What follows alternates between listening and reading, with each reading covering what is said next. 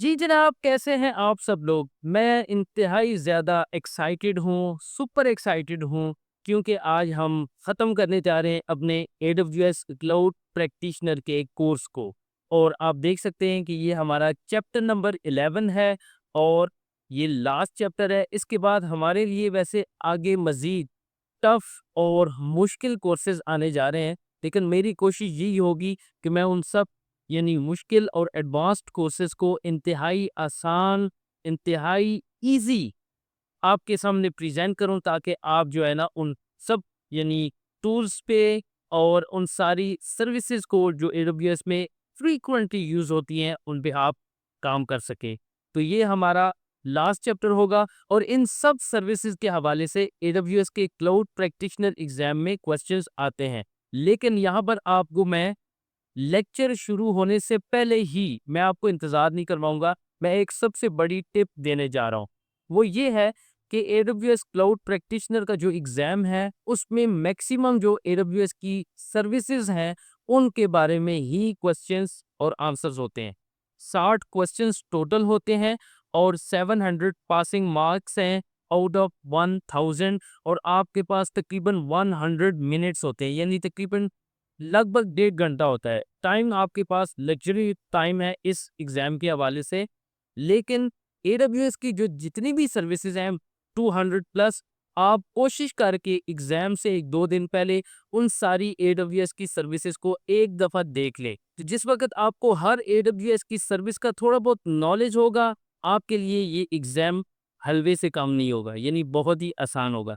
तो चलिए शुरू करते हैं अपने आखिरी चैप्टर एडब्ल्यूएस की प्राइसिंग और सपोर्ट प्लान्स के बारे में। और वैसे तो हमने प्राइसिंग को कहीं न कहीं थोड़ा बहुत डिस्कस किया था EC2 में, लेकिन यहाँ पर हम कुछ प्राइसिंग के हवाले से और भी सर्विसेज़ हैं एडब्ल्यूएस में, वो डिस्कस करेंगे। मैं स्क्रीन स्लाइड शो बड़ी करता हूँ स्क्रीन को। और सबसे पहले तो एडब्ल्यूएस का फ्री टियर, इस पर तो हमने डिटेल से बात की थी व्हाट इज़ एडब्ल्यूएस और एडब्ल्यूएस EC2 के चैप्टर्स में।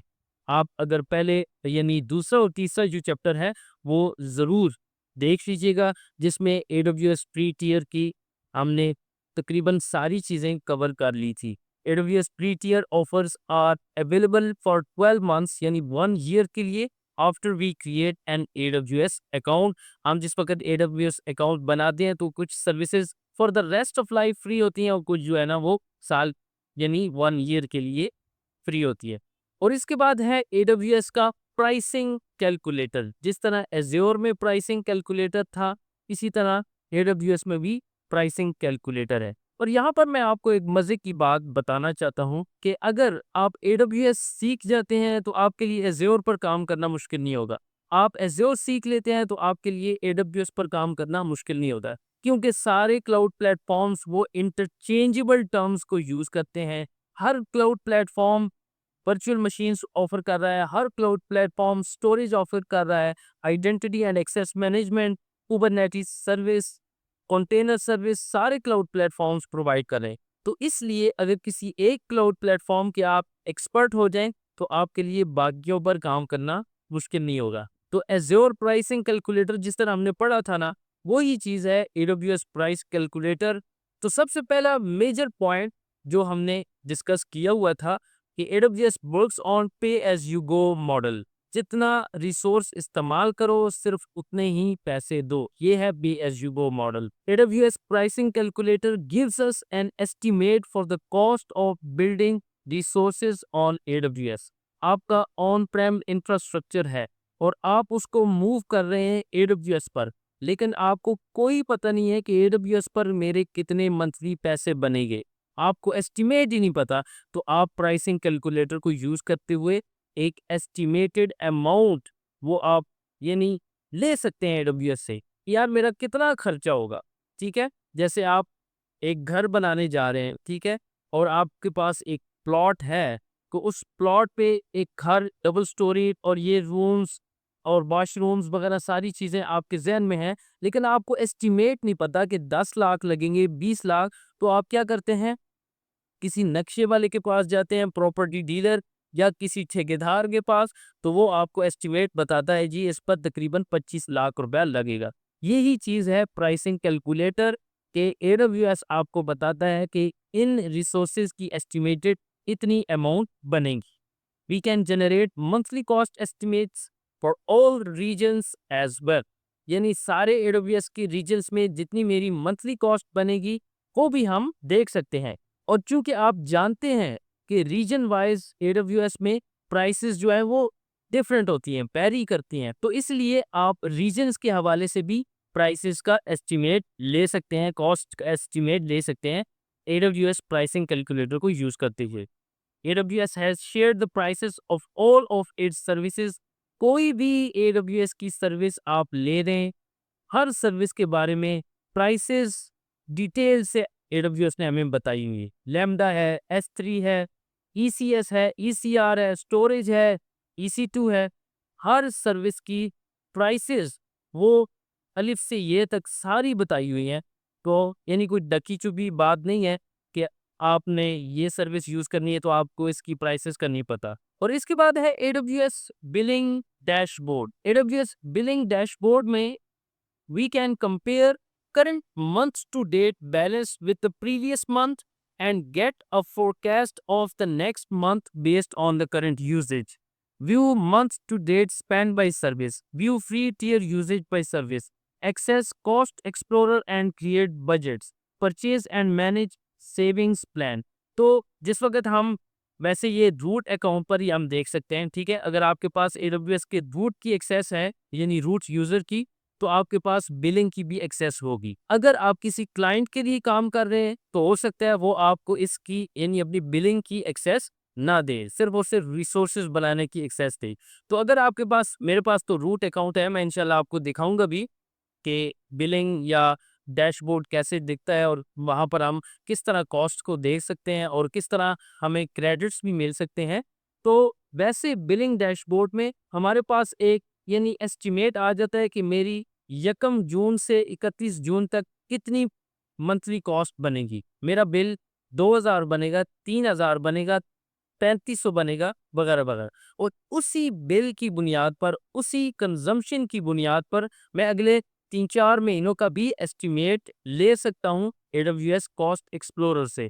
और फिर इस तरह व्यू मंथ टू डेट यानी 1 जून से आज 23 जून है, तो उसमें जो हमारा टोटल खर्चा अब तक हो चुका है वो भी हमारे पास आ जाएगा। मंथ टू डेट से मुराद यानी 1 जून से आज की डेट तक, या उससे भी पिछला महीना अगर मैं जाऊं 1 मई से आज की डेट का, इस तरह 1 जनवरी से आज की डेट का, तो यूं इस तरह आप अपनी एक्सपेंसेस को देख सकते हैं। फिर इसी तरह आपका फ्री टियर यूजेज, कितना आप फ्री टियर इस्तेमाल कर चुके हैं, कितना आपका बकाया रहता है। और इसी तरह आप बजट्स भी क्रिएट कर सकते हैं कि मेरा मंथली $200 से ऊपर बजट ना जाए, ठीक है। और purchase and manage savings plans जो है ना AWS सर्विसेज के, वो भी हम बिलिंग डैशबोर्ड को यूज करते हुए देख सकते हैं और यूज कर सकते हैं। अब इसके बाद है कंसोलिडेटेड बिलिंग। अब कंसोलिडेटेड बिलिंग से मुराद, अगर आपके पास 10 से 15 20 AWS अकाउंट्स हैं तो उन सब अकाउंट्स का एक ही बिल अगर आपको चाहिए तो इसको कहते हैं कंसोलिडेटेड बिलिंग। जैसे हमने मल्टीपल अकाउंट्स AWS ऑर्गेनाइजेशन में डिस्कस किए थे, तो 15-20 अकाउंट्स हैं अगर मेरी IT कंपनी में, तो मैं चाहता हूँ कि सारे अकाउंट्स का मुझे एक ही बिल आए ताकि मुझे सारी रकम का पूरा अंदाज़ा हो जाए। $10,000 बन रही है, ये 20,000, तो इसको कहते हैं consolidated billing. Receive a single bill for all AWS accounts in our organisation. The default maximum number of accounts allowed for an organization is 4, लेकिन आप रिक्वेस्ट कर सकते हैं, आप यानी अपनी ऑर्गेनाइजेशन में मजीद अकाउंट्स सपोर्ट के साथ बात करते हुए ऐड करवा सकते हैं। We can easily track the combined costs of the linked accounts using consolidated billing। जितने भी AWS के अकाउंट्स हम उस ऑर्गेनाइजेशन में ऐड करेंगे तो उन सब की कॉस्ट एक ही बिल में आ जाएगी। इसको कहते हैं कंसोलिडेटेड बिलिंग। और इसी तरह इसके बाद है AWS बजट्स। जैसे थोड़ा सा मैंने इशारतन आपको बता दिया था, create budgets to plan the service usage service costs, and instance reservations. In AWS budgets, we can also set custom alerts when the usage exceeds the budgeted amount.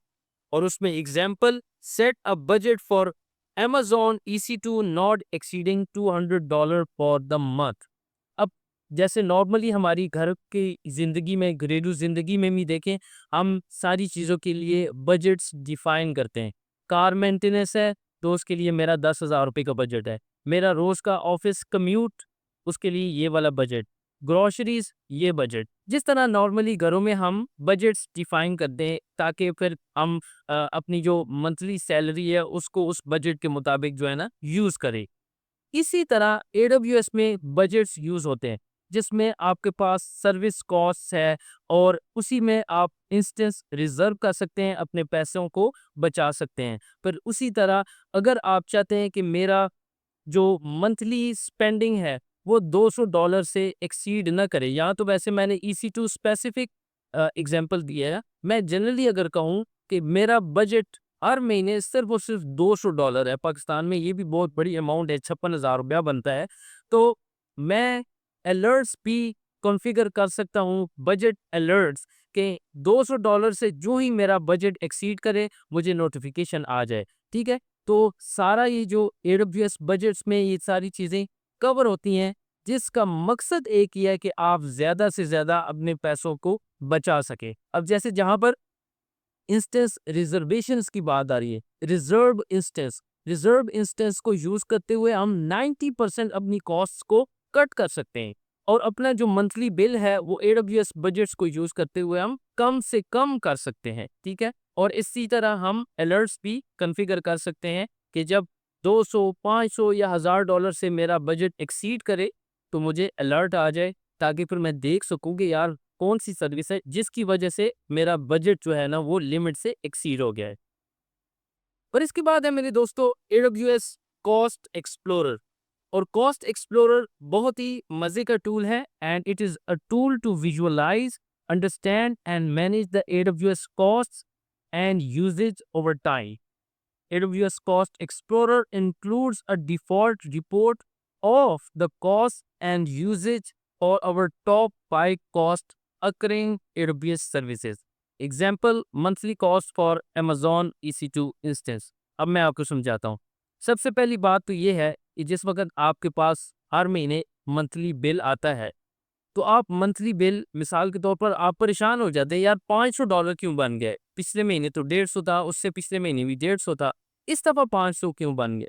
तो फ़ौरन आप AWS कॉस्ट एक्सप्लोरर को open करें और उसमें आप देख सकते हैं इस मंथ मेरी कौन सी सर्विसेज हैं जिनकी वजह से मेरा बिल इतना ज़्यादा आ चुका है। ठीक है, तो वो आपको टॉप 5 जो सबसे ज़्यादा यूज्ड हुई सर्विसेज यानी जिनके सबसे ज़्यादा पैसे बने हैं वो आपको दिखा देता है और बड़ा प्यारे ग्राफ की सूरत में नीचे लिखा भी होता है। EC2 इंस्टेंस है तो उसका ये मंथली बिल बनाए, S3 है ये मंथली बिल बनाए। हो सकता है बैंडविड्थ यूजेज इस दफ़ा आपकी ज़्यादा हुई हो तो उस वजह से एक प्राइस स्पाइक जो है ना आया हो।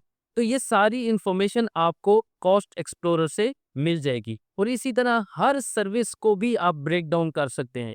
यानी अगर अलग-अलग कॉस्ट एक्सप्लोरर को यूज़ करते हुए सिर्फ और सिर्फ EC2 का बिल कितना है, S3 का बिल कितना है, ठीक है, ECS या स्टोरेज, तो इस तरह हर सर्विस की monthly cost, monthly usage cost explorer को यूज़ करते हुए हम देख सकते हैं। और इसके बाद ये लास्ट स्लाइड और AWS सपोर्ट प्लान्स, इसके हवाले से तकरीबन 3-4 क्वेश्चन ज़रूर आते हैं आपके एग्ज़ाम में। और AWS के ये 5 सपोर्ट प्लान्स हैं जिसमें बेसिक है, developer, business, enterprise on RAM और एंटरप्राइज। और हम चूंकि गरीब स्टूडेंट्स हैं तो हमें तो जो सपोर्ट प्लान मिलता है वो सिर्फ और सिर्फ बेसिक होता है जिसमें बेसिक टिकट सपोर्ट होती है। इसके बाद जो जो आप यानी सपोर्ट प्लान्स परचेज करेंगे, ठीक है, उस हवाले से फिर आपको ऐसी ही प्रॉम्प्ट सपोर्ट मिलेगी। जैसे सबसे मोस्ट एक्सपेंसिव जो है वो एंटरप्राइज सपोर्ट प्लान है। तो यानी जो AWS के एंटरप्राइज क्लाइंट्स हैं, बड़ी कंपनीज, तो उनके लिए फिर एंटरप्राइज सपोर्ट ही है। तो अगर देखें एक बड़ी एंटरप्राइज है जैसे मैंने कहा नेटफ्लिक्स है, उबर है या और इस तरह बड़ी कंपनीज, जो AWS को यूज़ करती हैं, तो फिर उनके लिए एंटरप्राइज़ सपोर्ट प्लान्स भी हैं। तो जौन-सा भी हायर प्लान है, उसके पैसे भी ऐसे ही बढ़ते हैं। एंटरप्राइज़ है, तो एंटरप्राइज़ सपोर्ट प्लान की चार्जेस भी ऐसे ही होते हैं। बहरहाल जिस तरह हम तो लर्नर्स हैं, स्टूडेंट्स हैं, तो हमारे लिए जो सबसे बेसिक है, वो बेसिक सपोर्ट प्लान ही है, जिसमें हम यानी AWS के साथ टिकट क्रिएट कर सकते हैं। कोई अपनी क्यूरीज़, कोई क्वेश्चंस हों, तो हम AWS के सपोर्ट पोर्टल पर जाकर अपना टिकट क्रिएट कर सकते हैं। तो ये था जी हमारा AWS क्लाउड प्रैक्टिशनर का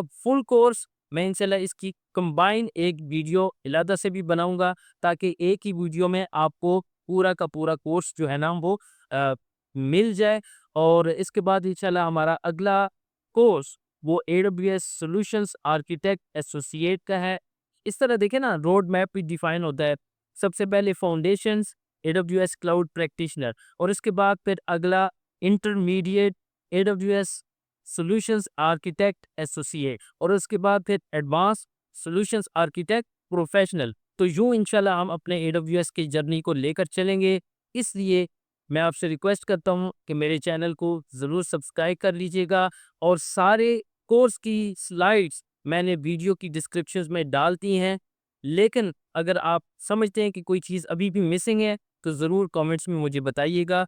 और किसी किस्म का भी फीडबैक, कोई सजेशन हो, तो ज़रूर सर आंखों पर। मिलता हूँ आपसे अगले कोर्स में, AWS सॉल्यूशंस आर्किटेक्ट एसोसिएट।